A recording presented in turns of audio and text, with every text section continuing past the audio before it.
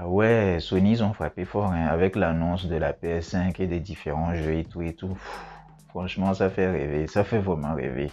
Salut, comment allez-vous? Pour ceux qui s'intéressent à l'actualité jeux vidéo, vous savez de quoi je parle. Bon, pour ceux qui ne sont pas au courant, allez faire vos recherches. Bon, passons au vif du sujet. J'avais lancé un sondage la dernière fois où je vous demandais de choisir le thème de la prochaine vidéo et vous avez été nombreux à choisir comment créer des jeux vidéo.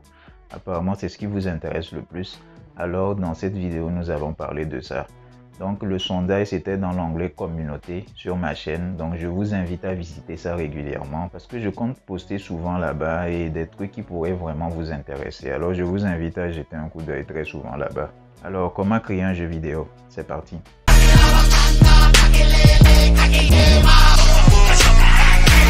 Salut et bienvenue sur Pure World. Nous sommes de plus en plus nombreux et ça c'est cool. Merci à tout un chacun de vous. Merci pour les nouveaux abonnés et merci pour ceux qui ont partagé les vidéos, qui ont liké. Alors pour les nouveaux, pour ceux qui ne nous ont pas encore rejoints, c'est quoi Pure World? Sur cette chaîne, nous parlons de manga et de jeux vidéo tout en partant à la découverte des cultures africaines. Je suis convaincu qu'à cette époque, c'est de très bons moyens, des moyens hyper efficaces pour faire connaître la riche diversité culturelle africaine ainsi que notre histoire. Et au-delà de ça, c'est des choses qu'on aime beaucoup, c'est des choses dont on est passionné. Si ce genre de thématique vous plaît, mettez un pouce bleu, abonnez-vous et partagez la vidéo. Je vous invite à aller voir ma BD style manga appelée Guinaou le roi des Guinées où j'ai adapté un petit conte africain. Le lien se trouve dans la description. Bon bref, comme vous l'avez compris, le sujet de cette vidéo c'est comment créer un jeu vidéo. Tout d'abord, quand on parle de jeux vidéo, ça veut dire tout et n'importe quoi en même temps. Parce qu'il y a différentes catégories de jeux vidéo, il y a différents genres, que ce soit des jeux d'action, que ce soit des jeux d'aventure, de réflexion, de stratégie, des jeux de rôle, des jeux en ligne massivement multijoueurs. Techniquement parlant même, il y a une très grande diversité de jeux, que ce soit des jeux en 3D, en 2D. Même dans ceux-ci, il y a encore différentes subdivisions. Quand on prend la 3D par exemple, il y a des jeux qui sont hyper réalistes, il y en a qui le sont moins, il y en a avec différentes directions artistiques. Que ce soit des jeux en 3D avec des rendus en voxels, c'est-à-dire des pixels mais en 3D du genre Minecraft. Des jeux avec des personnages simples mais avec des rendus de textures colorées, assez détaillés, comme par exemple les Mario. Bref, il y en a différentes sortes. Dans la 2D aussi, il y a différentes catégories. Il y a des jeux en pixels, il y a des jeux colorés, il y a des jeux en blanc, noir. Il y en a de toutes sortes, de toutes catégories. Bref, vous l'avez compris. Donc la base des choses, c'est de savoir exactement quel genre de jeu on veut faire. Et il faut tenir compte aussi de certains paramètres parce qu'il y a certains jeux qui demandent beaucoup de travail. Vous prenez un jeu comme GTA V par exemple, ça a demandé plusieurs mois de travail, voire des années, et ça a demandé plusieurs milliers de personnes qui ont travaillé dessus, et bien évidemment avec un gros budget. Donc cette catégorie de jeux vidéo, on laisse ça et on va se concentrer sur des jeux qui sont beaucoup plus simples à faire, des jeux qui sont faisables par une personne, voire deux, ou par un petit groupe de personnes tout simplement. Et cette catégorie de jeux vidéo sont appelés des jeux vidéo indés, indépendants. Toutefois, il y a des jeux qui ont des apparences simplistes, qui n'ont pas l'air très compliqués à faire, mais qui derrière ont tout un studio, ont toute une équipe qui travaille dessus. Parce que faire un jeu vidéo, c'est une chose, mais travailler sur des mécaniques qui vont permettre aux gens de s'intéresser, qui vont attirer beaucoup de joueurs et qui auront un succès d'un point de vue commercial, ça c'est autre chose. Et ça peut demander une plus grande équipe. Bref, on va laisser tout ça et on va se concentrer sur des jeux qui sont réalisables par un petit groupe de personnes, voire une personne. Ok. Donc disons qu'on n'a pas d'expérience, en gros on ne sait pas par où commencer, on ne sait pas quoi faire. Alors pour commencer, il vous faut des choses vraiment très simples, des choses basiques, comme un stylo et un papier ou soit un crayon et un papier. Et là vous allez faire ce qu'on appelle du game design. Le game design, c'est tout simplement le fait de décider ce qu'un jeu devrait être. C'est-à-dire vous allez concevoir, réfléchir à toutes les mécaniques du jeu, établir les différentes règles, penser à tout ce qu'il faudra pour créer le jeu. C'est-à-dire en matière d'image, de son, de graphisme, même d'un point de vue commercial, marketing, comment est-ce que le jeu sera présenté aux joueurs et comment est-ce que le jeu sera marketé. Commencez par écrire l'histoire de votre jeu, commencez par penser à tout ça et vous serez forcément influencé par ce que vous connaissez déjà, les différents jeux que vous connaissez, les jeux que vous aimez bien et que vous voulez bien faire. Le game designer doit donc avoir une bonne culture générale. Et après avoir pensé à tout ce que vous voulez exactement pour votre jeu, Après avoir établi toutes les règles et tout ce qu'il faut, vous saurez exactement quelle direction va prendre le jeu. Maintenant, si vous voulez travailler tout seul, à vous de voir. Si vous devez inclure des personnes avec différentes capacités, différentes compétences, à vous de voir aussi. Après avoir fait le game design, on passe au level design. Il faut concevoir les différents niveaux de jeu. Vous allez vous dire par exemple, telle c'est l'histoire du jeu, mais le jeu est subdivisé en différents niveaux. Donc quand tu passes au level 1, tu vas au level 2, ainsi de suite, ainsi de suite. Donc ça c'est le level design. Et dans le level design, vous allez imaginer les différents niveaux, à quoi ils vont ressembler, qu'est-ce qui va se passer. Par exemple, pour le jeu que j'avais créé avec mon équipe, on s'était dit le niveau 1, ça va se passer dans la savane. Ensuite, le niveau 2 dans une grotte. Et le niveau 3, ce sera dans une savane avec beaucoup plus de végétation et beaucoup plus de profondeur. Bon, bref, c'est ça le level design. Après maintenant, par rapport à ce que vous avez écrit, vous allez créer les différents personnages. Ça peut être des personnages simples, ça peut être de simples cubes, des sphères ou des personnages beaucoup plus compliqués. Ça dépendra de ce que vous voulez exactement. Si vous voulez créer des personnages en 2D, vous avez besoin des logiciels tels que Photoshop ou bien Krita ou bien Clip Studio Paint. Il y en a plusieurs, ça dépendra de ce que vous connaissez. Pour des personnages en 3D, vous pouvez utiliser des logiciels tels que ZBrush, Maya, 3ds Max, Blender qui est gratuit et qui est un logiciel dans lequel on fait tout et n'importe quoi. C'est vraiment complet ce logiciel Blender. Il y a plein de logiciels du genre, donc à vous de voir ce qui vous convient le mieux. Après ça, il y a la programmation, donc les différents niveaux que vous avez créés, les différents personnages qui existent. Il faudrait tous les mettre en interaction et tout ça c'est grâce à la programmation. Comment est-ce que les personnages vont se déplacer, comment est-ce que les niveaux vont bouger, ce genre de choses-là. Donc bref. Pour ceux qui ne savent pas programmer et qui veulent quand même faire des jeux, ce n'est pas grave, vous pouvez quand même y arriver parce qu'il y a ce qu'on appelle le visual scripting. C'est une façon visuelle et logique de pouvoir mettre en interaction les différents éléments d'un jeu. Après, je vais vous expliquer beaucoup plus en détail ce que c'est.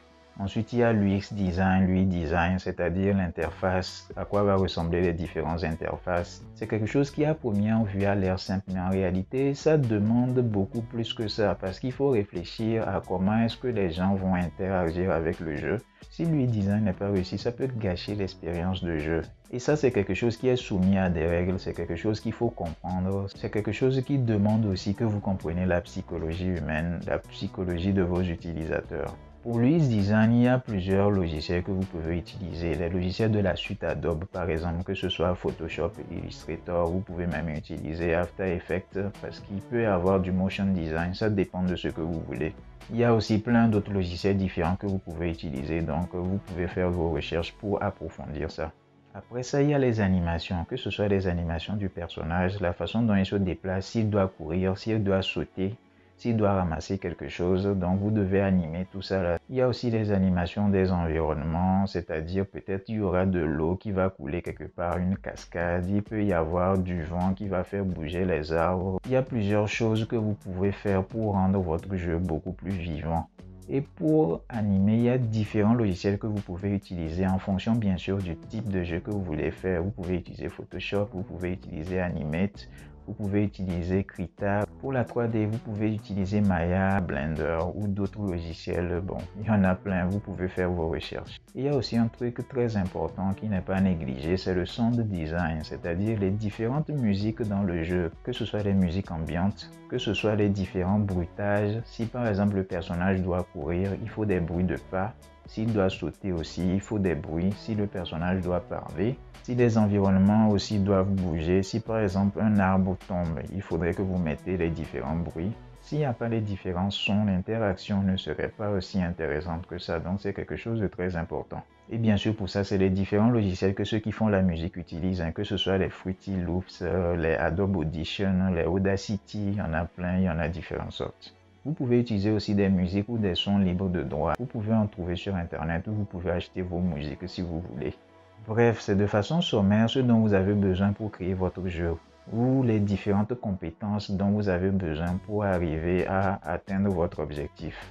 Il y a aussi le côté marketing qui n'est pas à négliger, qui est très important si vous comptez vendre le jeu ou soit si vous comptez faire un jeu gratuit mais quand même gagner de l'argent avec. Si ça vous intéresse, je ferai une vidéo où je vais expliquer comment est-ce que ceux qui font des jeux vidéo gratuits arrivent à gagner de l'argent jusqu'à même générer des millions. Donc dites-moi dans la description si ça vous intéresse, je ferai une vidéo consacrée sur ça. Et puis le marketing, ce n'est pas seulement pour la vente. Il faudrait que vous sachiez comment faire découvrir votre jeu. Vous pouvez faire un jeu magnifique et tout. Et si personne n'est au courant, vous serez le seul à y jouer. Ou soit peut-être des membres de votre famille. Et puis c'est tout.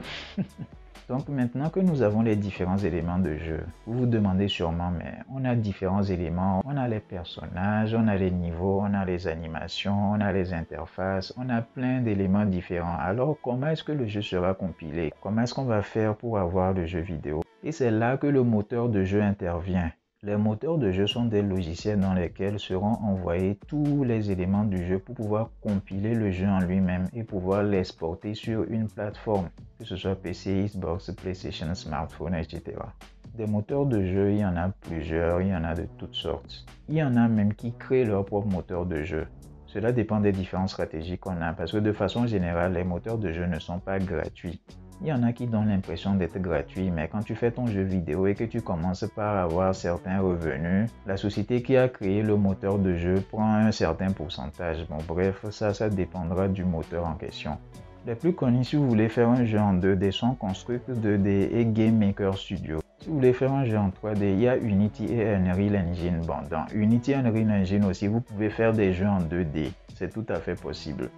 Il faudra donc comprendre le fonctionnement du moteur de jeu que vous aurez utilisé en fonction des jeux que vous aurez à créer. Par exemple, pour le jeu qu'on avait créé entre temps, c'est Unity qu'on a utilisé. Pour le prochain que je compte faire, je compte utiliser le Unreal Engine, puisqu'en fonction de ce que je veux faire, c'est ça que je trouve vraiment intéressant. Et dans le Unreal Engine, il y a ce qu'on appelle le blueprint. Je vous parlais entre-temps de visual scripting, c'est-à-dire créer un jeu vidéo sans avoir forcément des compétences en matière de programmation. Moi, par exemple, j'ai quelques notions en matière de programmation, mais ce n'est pas quelque chose qui me passionne tant que ça. Je préfère ce qui est visuel. C'est pour cela que le blueprint est quelque chose qui m'intéresse beaucoup, parce que c'est une façon de programmer qui est visuelle. Vous pouvez ordonner les différentes interactions dans un jeu sans forcément avoir à écrire des lignes de code, mais juste à bouger des choses. Cela demande quand même d'avoir des notions en programmation pour comprendre la logique, puisque tout est basé sur la logique au fait. Toutefois, je le rappelle encore une fois, ça dépend du jeu que vous comptez faire. Si vous comptez faire un jeu avec beaucoup plus d'ambition, ce serait intéressant d'avoir un programmeur avec vous. Parce que même si le blueprint marche très bien, quand vous allez faire des actions qui demandent beaucoup, ça peut faire beaucoup souffrir la console qui aura du mal à démarrer le jeu, à le faire jouer ce genre de truc. Bon, ça c'est pour des jeux qui sont vraiment balèzes. Vous n'allez pas faire par exemple God of War ou bien GTA 5 avec du blueprint. Votre machine risque de ne pas démarrer. Mais s'il s'agit de faire des jeux beaucoup plus simples, là, vous pouvez utiliser du blueprint. Concernant les moteurs de jeu, il y a beaucoup de choses à dire. Donc, si ça vous intéresse, vous pouvez me le dire dans les commentaires. Ainsi, je vais faire une vidéo consacrée exclusivement aux moteurs de jeu. Ensuite, après avoir compilé votre jeu, après l'avoir créé dans le moteur de jeu, vous devez l'exporter. Donc, à vous de choisir si vous voulez le mettre sur PlayStation, sur Xbox, sur PC ou bien sur smartphone. À vous de voir. Ça, ce n'est pas très compliqué à faire. Il y a déjà tout ce qu'il faut dans les moteurs de jeu pour le faire. Et voilà, ainsi s'achève cette vidéo. Si ça vous a plu, mettez un like. Vous pouvez partager la vidéo et n'oubliez pas de vous abonner. Ciao, ciao.